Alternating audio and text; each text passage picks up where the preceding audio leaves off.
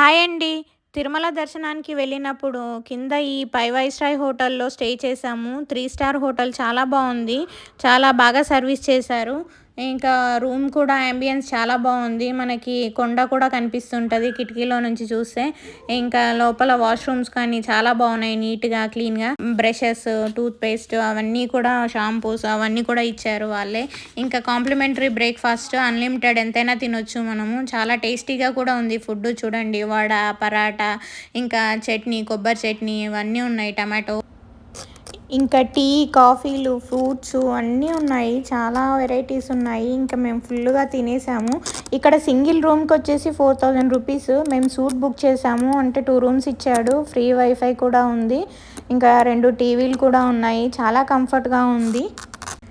ఈసారి మాత్రం చాలా రిలాక్స్‌గా వెళ్ళాము. ఇంకా దర్శనం కూడా చాలా బాగా అయ్యింది.